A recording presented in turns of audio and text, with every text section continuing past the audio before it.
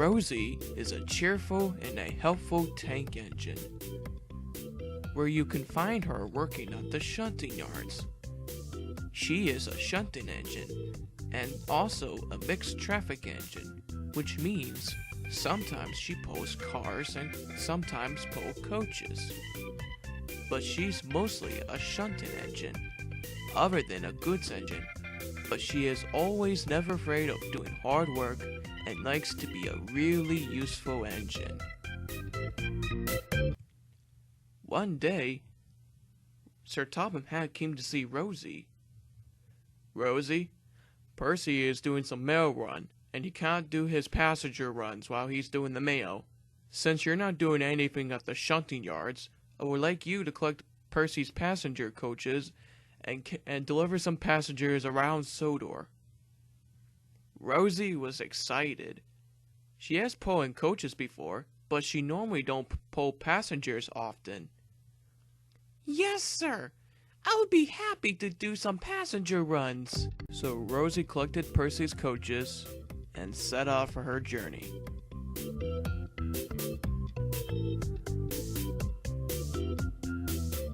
First, Rosie arrived at Nafford Station.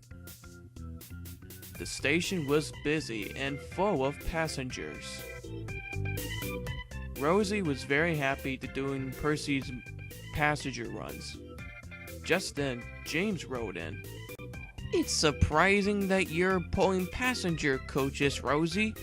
Aren't you mostly a shunting engine, more of pushing and pulling dirty cars? Yes, but I mostly pull coaches too. I'm a mixed traffic engine just like you, James. Really, Rosie? Then how come I see you at the yards often? I don't normally see you pulling goods or passengers around Sodor. If you're pulling coaches, Rosie, you have to be splendid like me.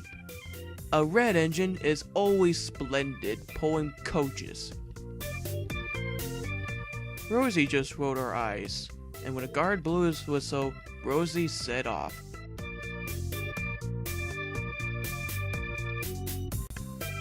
Rosie is enjoying herself mostly, picking up and dropping off passengers to the stations.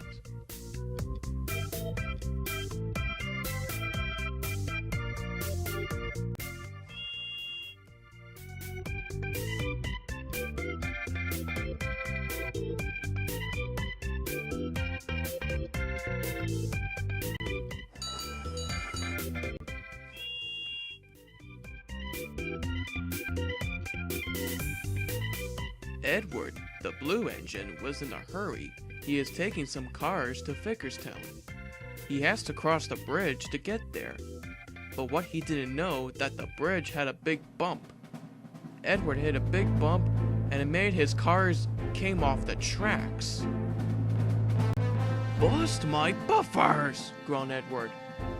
Luckily, Edward wasn't off the tracks, but Edward's cars were derailed. Edward was about to get help when he heard Rosie's whistle. Oh no! Edward cried. Rosie can see the derailment cars. Stop, driver, stop! Rosie's driver applied the brakes, but it was too late.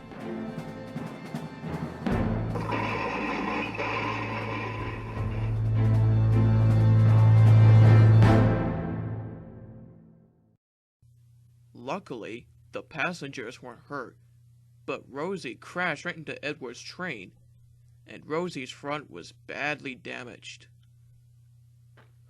Don't worry, Rosie, I'll go and get help. Edward rushed off to the rescue.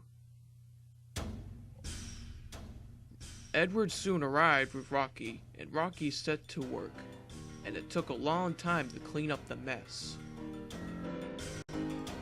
Rosie has to be sent to the steamworks, and then Edward's cars had to be sent for scrap, and the bridge is also needed some repairs.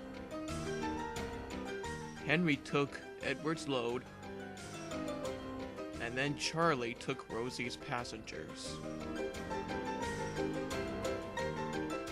Poor Rosie had to be sent to the steamworks to be repaired. It's going to take a long time for her for a front to be repaired. A few days later, Rosie was soon repaired and back to work again. Edward still felt bad for Rosie's accident. "I'm sorry about your accident. I didn't mean this to happen. There was a big bump on the bridge." "That's alright, Edward. Accidents happen." "Is there any way I can make it up to you, Rosie?" "No thank you, Edward. I accept your apology. I got some shunting to do in the yard." So Edward puffed away. Later, Edward was asked to come to the yard by Sir Topham Hatt. He had a very important job. "Tonight, I would like you to pick up the mayor from Nafford and take him to Fickerstown." Then Edward had an idea. "Sir, can Rosie do this job?" Edward told Sir Topham Hatt what had happened, and Sir Topham Hatt agreed. And when Sir Topham Hatt told Rosie about her very special job, she was excited.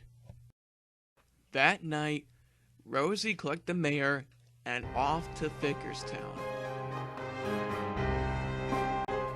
"Good luck tonight, Rosie." "Thank you, Edward. I will."